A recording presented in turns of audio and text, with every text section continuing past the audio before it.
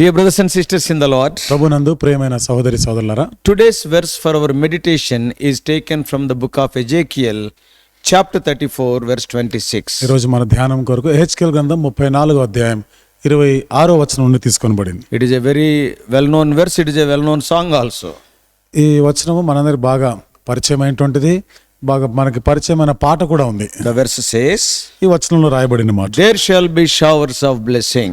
దీవెనకరమగు వర్షములు కురియును. The portion of our meditation in Ezekiel chapter 34 is prophetical. యెహెజ్కేలు గ్రంథం 34వ అధ్యాయంలో నేటి దినం మన వాక్య భాగము ఇది ప్రవచనాత్మకమైనది. The writings of Ezekiel are meant to those people in Babylonian captivity. యెహెజ్కేలు రాసిన మాటలు బబులోను చెరలో ఉన్న వారిని ఉద్దేశించి రాశాడు. Much more, they are prophetical. ఇంకా ఎక్కువ చెప్పాలంటే ఇవి ప్రవచనాత్మకమైనవి. What does it mean? దాని అర్థం ఏమిటిది? They are to be fulfilled in the end days. ఇవి అంత్య దినాల్లో నెరవేర్చబడవలసి ఉంది కూడా. So this verse points us to a new covenant and it speaks of Christ's millennial kingdom. ఈ వచనం నూతన నిబంధన వైపుకి, క్రీస్తు యొక్క 1000 ఏళ్ల రాజ్య పాలన వైపుకి సూచిస్తుంది. Such promises of millennium are also found in other portions of the Old Testament scriptures. 1000 ఏళ్ల రాజ్య పరిపాలనకు సంబంధించినటువంటి విషయాలు లేఖనాల్లో ఇతర భాగాల్లో కూడా రాయబడి ఉన్నాయి. You can read Isaiah 2:4, యెషయా గ్రంథం 2వ అధ్యాయం 4వ వచనంలో, Jeremiah 23:5 and 6. ఇర్మియా గ్రంథం 23, 5, 6 వచనాల్లో. So the early verses of chapter 34 of Ezekiel speaks of the false shepherds. యెహెజ్కేలు గ్రంథం 34వ అధ్యాయంలోని ఆరంభంలో ఉన్న వచనాల్లో మనం చూస్తే అబద్ధ కాపర్లు, దొంగ కాపర్ల గురించి మనం చూడొచ్చు. But the later verses speak of great hope. కానీ తర్వాత వచనాల్లో మనం చూస్తే ఒక గొప్ప నిరీక్షణతో కూడినే ఉన్నాయి. So over the black cloud, God wants to fling again the bow of gracious promise. కాబట్టి ఒక నల్లగా దట్టంగా అలుముకుంటుంటే అలుముకున్న మేఘాల వెనకాల ఒక నిరీక్షణ కల్పించేటువంటి ఒక ధనస్సుని దేవుడు చూపిస్తున్నాడు. The promises reveal the truth that black midnight shall be followed by a roseate dawn. ఈ వాగ్దానాలు ఏమి చూపిస్తున్నాయి? నల్లగా దట్టంగా అలుముకున్నటువంటి ఆ మేఘాలతో నుండి ఒక ఆశ చిగురించేదిగా దేవుడు చూపిస్తున్నాడు. ఆశా కిరణాన్ని దేవుడు చూపిస్తున్నాడు. He says that a nobler kingdom shall be set up. ఒక ఉత్తమమైనటువంటి రాజ్యము స్థాపించబడబోతుంది. Tell me, which kingdom will be more nobler than the future millennial kingdom of Jesus Christ? భవిష్యత్తులో రాబోయే దినాల్లో యేసుక్రీస్తు ప్రభువారి 1000 ఏళ్ల రాజ్య పరిపాలన మించినది గొప్పది ఇంకోటి ఉందా? Righteousness dwelleth during those 1000 years. ఆ 1000 ఏళ్ల పరిపాలన కాలంలో నీతి ఏలుబడి చేస్తుంది. So in verse 24 the Lord says, కాబట్టి 24వ వచనంలో దేవుడు చెప్తున్న మాట, my servant David will be a prince among them. నా సేవకుడైన దావీదు వారి మధ్య అధిపతిగా ఉండును.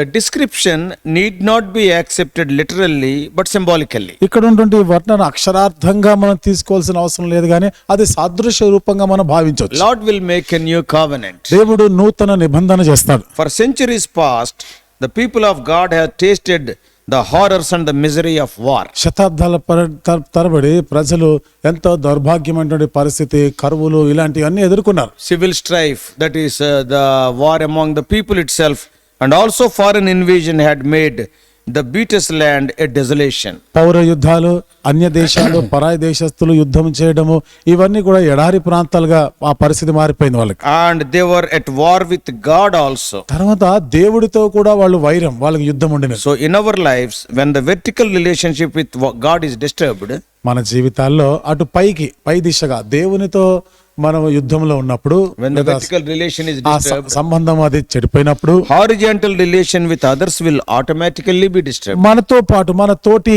సహోదరులు వారితో ఉన్నటువంటి సంబంధం కూడా అది తెగిపోతుంది. So when you are not peace with God, you cannot be peace with man who is God's creation. అంటే దేవునితోనూ సమాధానం లేకపోతే దేవుని సృష్టి అయిన మనుషులతో కూడా నీవు సమాధానంగా ఉండలేవు. That's why in Proverbs 16:7 it is written, అందుకని సామెతల గ్రంథం 16వ అధ్యాయం 7వ వచనంలో రాయబడింది, when a man's ways please God, he maketh even his enemies to be at peace with him. ఒకని ప్రవర్తన యెహోవాకు ప్రీతికరమగినప్పుడు ఆయన వారి శత్రువులను సహా వానికి మిత్రులుగా చేయును. So that's why we must be always be careful about our relation with God. అందుకనే దేవునితో మన సంబంధం విషయంలో ఎల్లప్పుడూ జాగ్రత్తగానే ఉండాలి. Love towards God produce love and benevolence towards the other person. దేవుని ఎడల మనకు కలిగి ఉన్న ప్రేమ ఇతరుల ఎడల కూడా ప్రేమ, దాతృత్వాన్ని అది మరి పంచిపెట్టగలం. And the conclusion of the covenant, God says, ఈ నిబంధన ముగింపులో దేవుడు చెప్తున్న మాట, they shall be my people.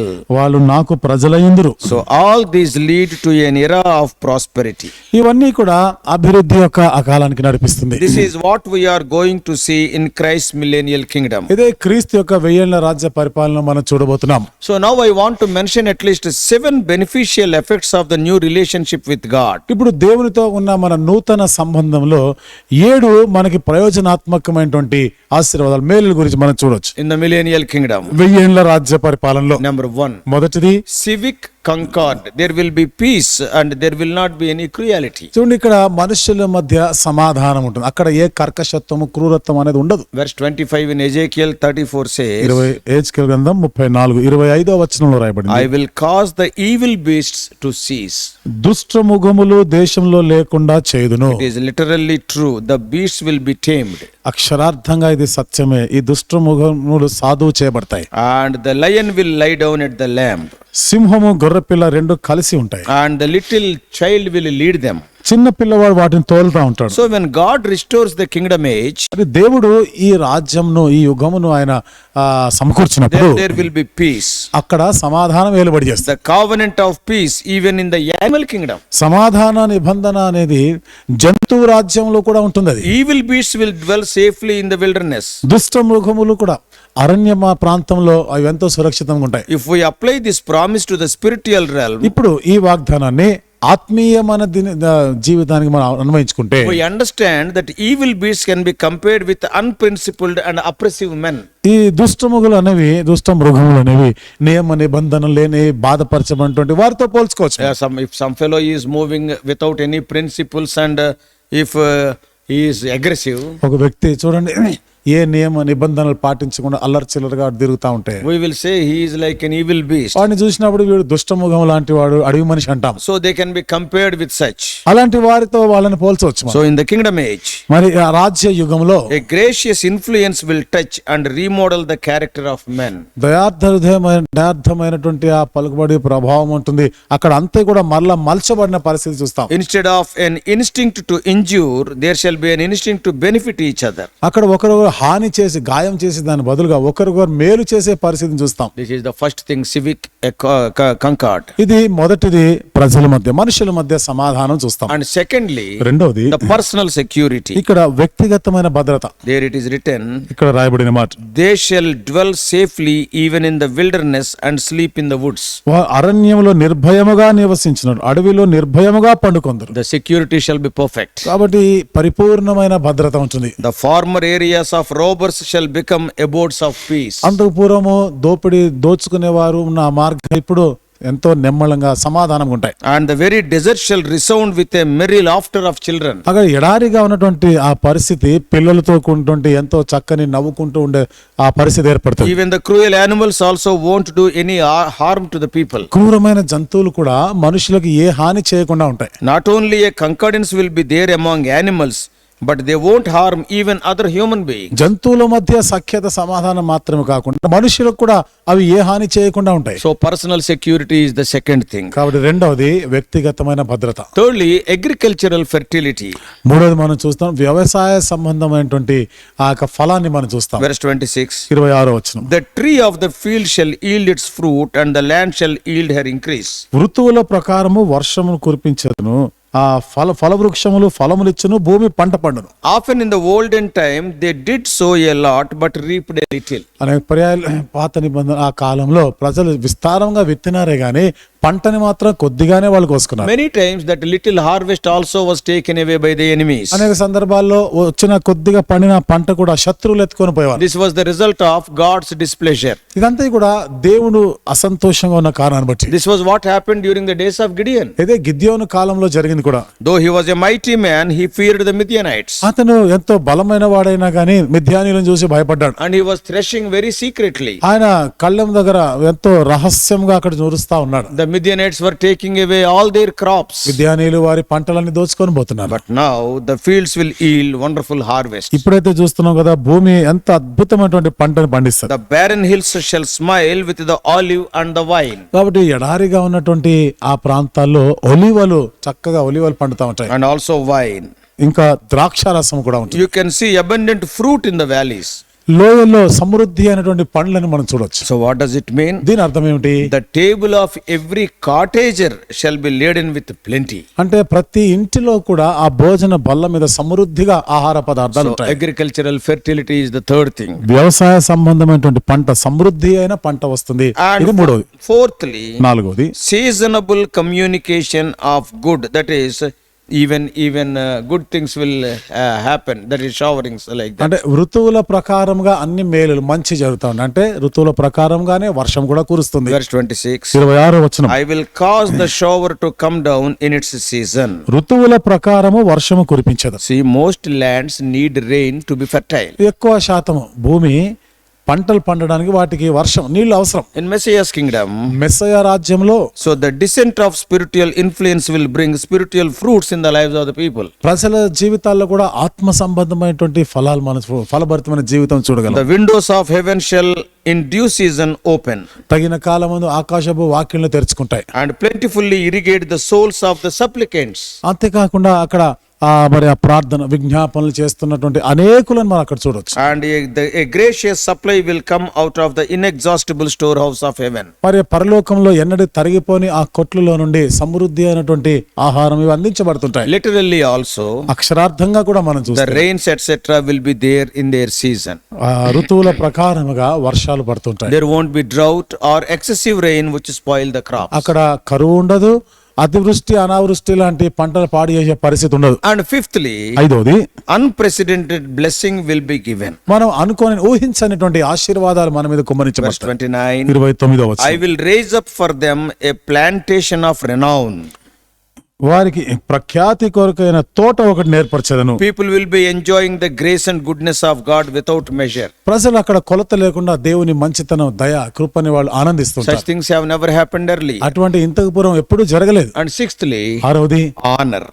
ఘనత ఉంటుంది. Verse 29. 29వ No వచనం. more shame for them. ఇక వారికి సిగ్గు అవమానం ఉండదు. All these days they are reproached and persecuted. ఇంతకాలం కూడా వాళ్ళు అవమానపరచబడ్డారు, హింసించబడ్డారు. Believers became laughing stock to all people. మరి విశ్వాసులైన వారు ప్రజలందరి మధ్య నవ్వులు పాలైన. Now this shall be reversed. ఇప్పుడు ఇదంతా కూడా తిరగరాస్తుంది. In proportion to their depth of dishonor shall be the height of their exaltation. చూడండి, వారు ఎంత అగౌరవానికి పాలైనారో అంత ఎక్కువగా వారి ఘనతకి The పాత్రలవుతున్నారు. honor they enjoy will be the fruit of the righteousness. వారు పొందేటువంటి ఆ ఘనత అనేది వారి నీతి ఫలముల కారణంగా It ఉంటుంది. is not a false or pseudo honor. కాబట్టి ఇది ఏదో నకిలీది, ఏదో వట్టి ఘనత కాదు ఇది. And seventhly, ఏడవది, intimate fellowship with God. దేవునితో సన్నిహితమైన సంబంధం, సహవాసం. In verse 30, 30వ వచనం. their knowledge of God shall be deep.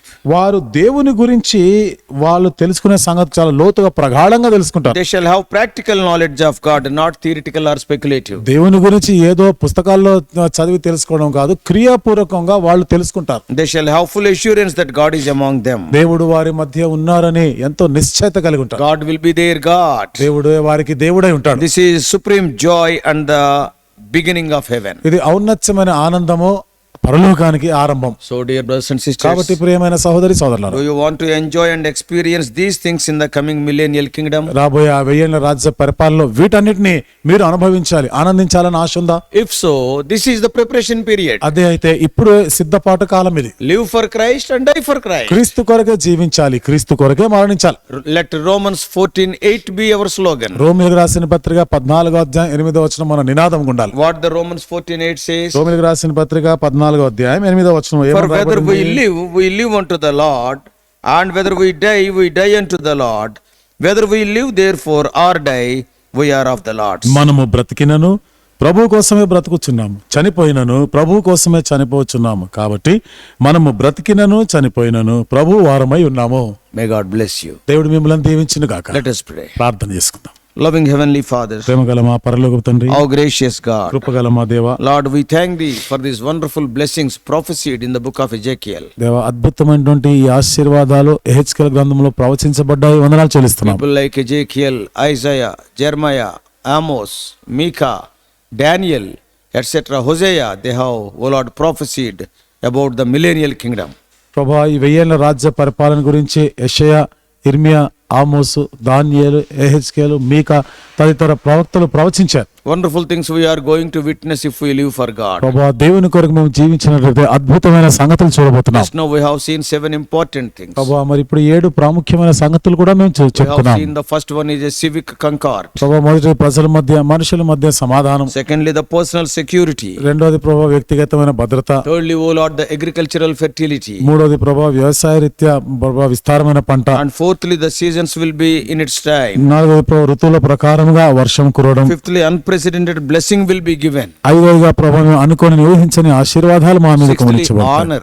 ఆరోదిగా ఘనతనిస్తున్నాను. Above all, O Lord, intimate fellowship with God. Seventhly, అన్నిటికి మించి ఏడోదిగా దేవునితో సన్నిహితమైనటువంటి సంబంధం, సహవాసం కలిగి ఉంటాం. this is the preparation period for us. ఇప్పుడైతే ప్రభా, ఇది మాకు సిద్ధపాటు కాలం. Prepare us to meet thee. ప్రభా, నిన్ను కలుసుకొనుటకు సహాయం చేయండి, సిద్ధపరచండి. Prepare us for the whole day also. ఈ దినమంతటి కొరకును మమ్మల్ని సిద్ధపరచండి. We do pray in the soon coming name of our Lord and Savior Jesus Christ. అతి త్వరలో రాని ఉన్న మా ప్రభు, మా రక్షకుడు యేసుక్రీస్తు నామములోనే ప్రార్థించి వేడుకుంటున్నాము తండ్రి.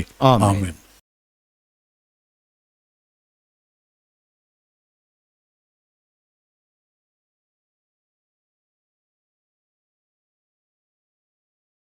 God bless you all. Please subscribe for more spiritual messages to the YouTube channel John Victor Telugu Messages.